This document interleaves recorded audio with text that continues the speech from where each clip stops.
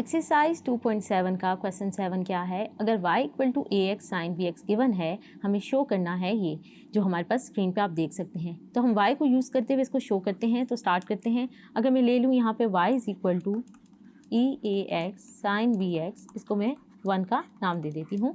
अब मैं क्या करती हूँ, दोनों साइड पे डिफ्रेंशिएट कर देती हूँ विद रिस्पेक्ट टू x। तो लिख लेते हैं differentiating with respect to x on both sides.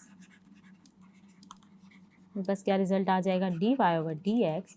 अब आप देख सकते हैं दोनों क्या हैं, x के फंक्शन है। तो हमें क्या करना पड़ेगा, प्रोडक्ट रूल का इस्तेमाल करते हुए इसको डिफ्रेंशिएट करना पड़ेगा। प्रोडक्ट रूल क्या कहता है, फर्स्ट टर्म को छोड़ दें, डेरिवेटिव ले लें सेकंड का, या कुछ भी कर सकते हैं, सेकंड टर्म पहले ले लें या फर्स्ट टर्म ले लें, क्योंकि प्रोडक्ट रूल में ऑर्डर मैटर नहीं करता।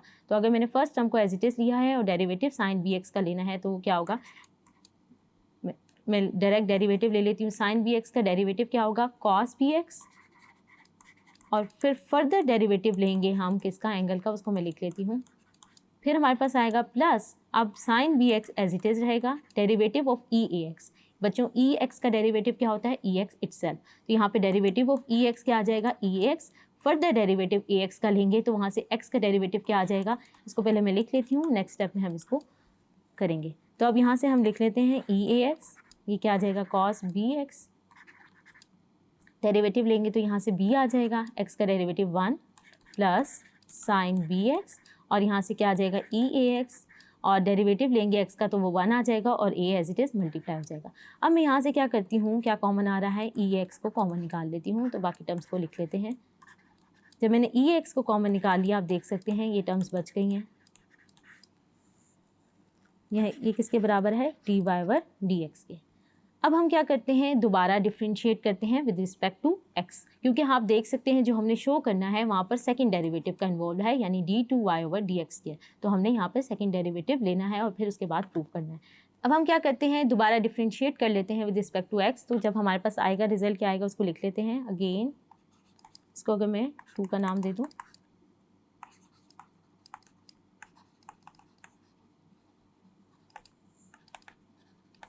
With respect to x।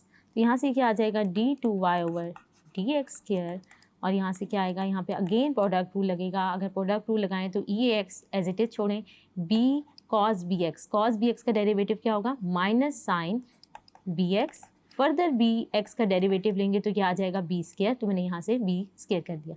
फिर क्या आएगा, plus B cos B X as it is रहेगा, derivative of E A X क्या आ जाएगा मेरे पास, ई एक्स, और साथ दोबारा ए एक्स का डेरिवेटिव लेंगे तो यहाँ से क्या आ जाएगा, ए आ जाएगा। ये मैंने फर्स्ट टर्म की डेरिवेटिव ले ली। अब हमारे पास आगे टर्म्स हैं, उसका लिख लेते हैं।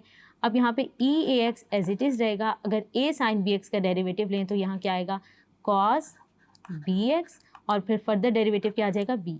इसी तरह प्लस अब क्या आएगा, A sine B X as it is रहेगा, ई एक्स का डेरिवेटिव लें तो क्या आएगा, ई एक्स, और ए क्या आ जाएगा, मल्टीप्लाई हो जाएगा साथ। तो हमने ये लिख लिया। अब हम आगे चलते हैं। D two y over d x square is equal to, मेरे पास क्या आ जाएगा, अगर यहाँ से मैं देखूँ तो मेरे पास क्या बन रहा है, इसको मैं सिंप्लीफाई करके लिख लेती हूँ और ई एक्स को दोबारा कॉमन ले लेती हूँ तो मेरे पास रिजल्ट आ जाएगा। तो हमने क्या किया, सेकंड डेरिवेटिव ले लिया और टर्म्स को सिंप्लीफाई कर लिया और ये एक्स को कॉमन ले लिया। तो आप देख सकते हैं हमारे पास रिजल्ट आ गया है। अब हम क्या करते हैं, ए स्क्वायर ऐड कर देते हैं, adding and subtracting a square sine B x. तो हम लिख लेते हैं d two y over d x square e ए एक्स। जब ब्रैकेट के अंदर हम ये करेंगे तो देख लेते हैं क्या रिजल्ट आएगा, plus a sine B x minus b square sine B x plus a b cos B x plus a sine square b x minus क्या आ जाएगा मेरे पास, a square sine B x. तो मैंने ऐड और subtract किया। अब हम लाइक टर्म्स कंबाइन कर लेते हैं। तो लाइक टर्म्स कंबाइन करें तो ये मेरे पास क्या आ जाएगी, आप देख सकते हैं ये ऐड होके क्या होगा, 2a square sine B x plus 2ab cos B x. बाकी टर्म्स को हम लिख लेते हैं minus a square sine B x and minus b square sine B x. तो हमने ये लिख लिया।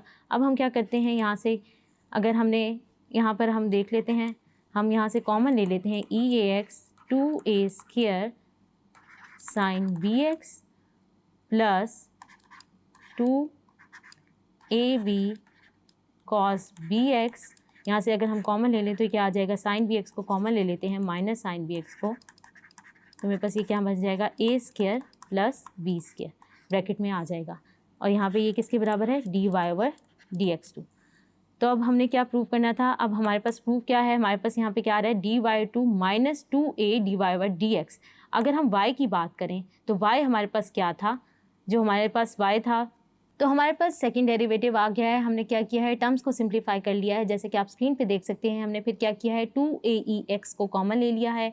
अब हमारे पास रिजल्ट क्या आ गया है, अगर आप देखें हमारे पास ये किसके बराबर बन जाएगा, a sin bx plus b cos bx हमारे पास किसके बराबर था, हमारे पास ये था रिजल्ट किस डेरिवेटिव, फर्स्ट, हमारे पास क्या था, ये फर्स्ट डेरिवेटिव के बराबर था। तो हम इसको यहाँ पे पुट कर देते हैं, तो हमारे पास ये क्या आ जाएगा, d2y/dx² is equal to 2aeax।